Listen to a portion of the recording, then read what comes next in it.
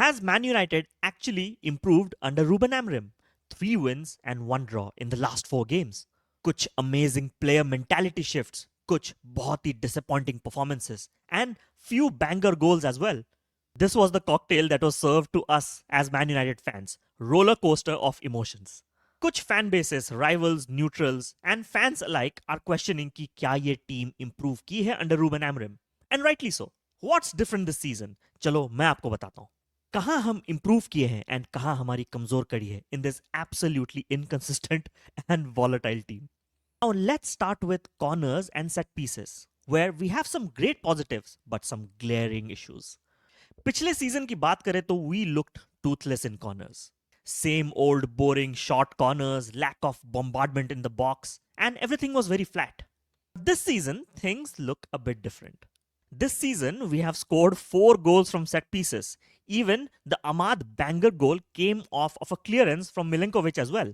And एक बहुत बड़ी reason है why we are able to pressurize opponents this season is United are not taking out-swinging corners anymore. Everything is in swing. Look at this stat. This report by Athletic suggests that last season हम left side से in swingers जरूर डालते थे, but from the right all were outswingers, and outswingers usually nullify any kind of threat against very physical teams in the Premier League. United की short corners were usually dependent on Bruno's delivery inside the box. First time deliveries, the success rate was usually not that great. But this season, Bruno and Mbeumo दोनों ने responsibility share की है. And United badly needed a left-sided corner taker, and now we have Mbeumo. And as you can see, हमारे in-swinging corners have improved, and there are absolutely 0 out-swinging corners. We have also stopped playing short ball corners as well, which is proving very effective for Man United. I think Ruben Amorim has learned his lessons from Arsenal. Now the same improvement in the attacking side has actually turned into a disappointment on the defensive side. We are the 3rd highest in the league for conceding in set pieces, 0.53 xg, jumping a lot higher from last season's 0.34 xg. I know xg is just a model, but it gives you a good idea of where the team is exactly going. All the good work on the attacking side nullified by very poor set piece defending. All stems down to the lack of match awareness by Yoro, Dillet, and to a certain extent Shaw and Dallow as well. Brighton, City, Nottingham, Brentford, you just name it, we have conceded some silly set piece goals. We have lacked aerial defensive awareness and some really stupid decisions on the pitch. This really needs to improve. Next, we would talk about intensity, and in this one, United have really shown fantastic improvement since last season. I'll show you now. This season, actually, all of the teams in the Premier League have moved towards a more robust style of play. And this is evident with Man United as well. Man United last season was the 5th slowest attack in the league. Now they have jumped into being the 8th fastest attack in the league. That's some improvement. I'll show you a stat where you will see that United are playing less passes this season to actually build up play. Last season, we were very lethargic in our build-up play, close to 12.4 passes for any sequence initiation.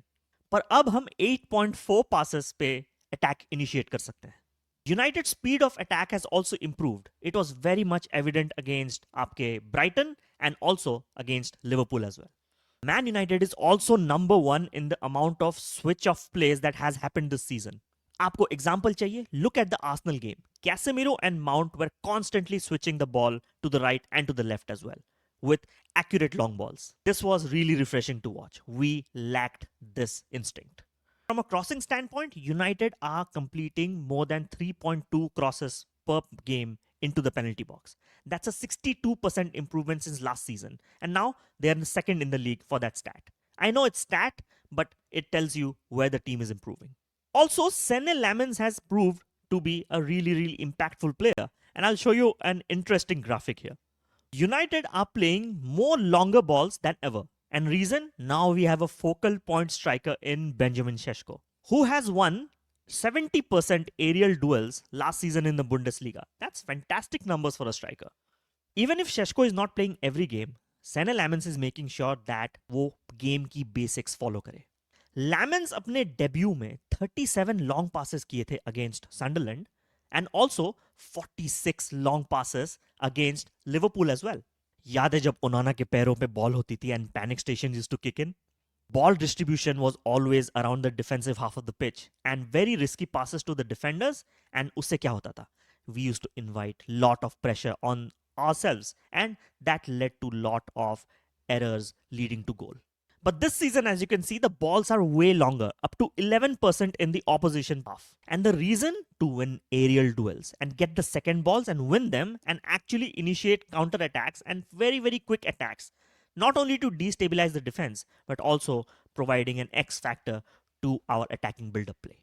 Also with fewer passing sequences as well. Now you can see how it all sums up. Even against Liverpool, Lamens played lot more long passes when Šeško came in, and Šeško did a fantastic job that day, winning lot of aerial duels and also providing a lot of defensive cover as well. We absolutely nullified Liverpool's midfield and the defense in a very, very good tactical switch by Ruben Amorim. Defense को हमने settle करने ही नहीं दिया, and I would give it to him. Now also let's address the elephant in the room, the pivot. कुछ अच्छी बातें, but some really, really glaring issues. Positives, Casemiro, the Unk is back, guys.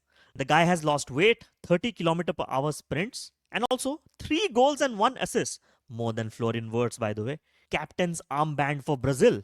The amount of hate and criticism. Remember the famous statement by Jamie Carragher, leave football before football leaves you. Now who's laughing? Huge credit to him. Credit is due where it's due.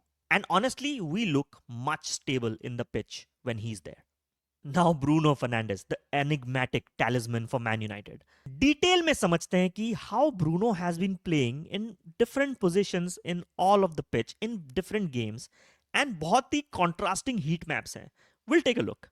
If you see against Man City, he was all over the place. And also we were absolutely battered in the midfield. He also lost tons of balls in that game as well. I think that was one disappointing performance. But against Chelsea, if you see, he was more centrally located. And reason? We were down to 10 men in the second half. But he actually maintained some good control in the game. Against Brentford, he was very erratic. As you can see, mostly on the bottom half of the pitch, down the right-hand side. Why? Because he had to give support to Diogo Dalot because he was really struggling against Kevin Schade in the game against Brentford. Against Sunderland, he was really, really good. He was mostly concentrated wide left, and the reason was to nullify Sunderland की बहुत ही unique gameplay. Their midfielders were actually concentrated down the wings, supporting the wing backs and their full backs as well. But United nullified that, and we were mostly in control in major parts of the game. And a very, very good performance by Bruno Fernandes. But Liverpool, he actually gave away a lot of the ball in the second half, but man was on the top half of the pitch, dictating terms, centrally as well. And that fantastic assist for Man United's winner, Maguire, scoring that goal. Brighton, he was located again on the left half spaces centrally, but also on the right attacking spaces as well. And he was actually providing both build-up support and also in the attacking third as well. And that was a really, really good performance, especially that final no-look assist to Mbeumo. Top player. This graphic shows that Bruno has progressed the ball 16% of the time centrally. And that is a very good thing. But also, he has lost possession 16 times per game. Something that he needs to improve, but इसमें गलती Bruno की नहीं है. A Cam slotted in as a pivot player, unfair on him, unfair. And this was Bruno Fernandes' least productive season as well from an attacking sense. 2 goals and 1 assist only up till now. That is 0.34 goal contributions per 90 minutes. That is way below than any of his years at Man United. But you know what has improved with him? Surprisingly, his pass accuracy up to 77.6%, which is way higher than any of his seasons at Man United. Interesting. Now, in this graphic, you will see how the Man United touch positions have evolved since 2022 till now. If you see the touch concentration zones as well, this season United has actually initiated attacks and even build up play from the middle half of the pitch more than from the back. And there are a few reasons to it. Mount or Cunha ke work rate, very, very good. They were actually dropping deep and creating those overloads to create that pressure in the middle. And also काफी touches hai unke. And also the 2 centre backs actually provided a lot of support to the midfield as well. Luke Shaw especially was actually bombarding a lot in the upper half of the pitch, providing a lot more support to Bruno and even to Casemiro. Even Lenny Yoro has provided some really, really good support. And वो चढ़ के जब खेलता है, we get a lot of support in the overloads. And this is how Ruben Amorim ball actually operates. One center back rushes forward, the other two sit back to provide the defensive support. And that happens alternatively depending on where the attack is initiated. And hence you can see a lot more touches in that area of the pitch than we had under Erik Ten Hag. Under Erik Ten Hag, the build-up was very, very slow and lacked creativity and thought as well. We used to just pass among the back and actually created a lot of pressure on us. There are some more problems to this. Both Manu and Ugarte not getting enough minutes is actually not letting us test our squad depth in this formation. That is actually causing a hole in the quality in depth. Numbers जरूर हैं, but quality and match sharpness बिल्कुल नहीं. We have to find a way to play them, else next season they'll be gone. They should be gone. And with Mount performing better, I don't see Zirkzee getting enough chances at the number 10 spot as well because Zirkzee is not a striker. Now you can see during the AFCON period, actually our bench lacks depth and quality. Diogo Dalot has been erratic and half decent in some games. A lot of inconsistencies, and this has never changed since the time he has been here at Man United.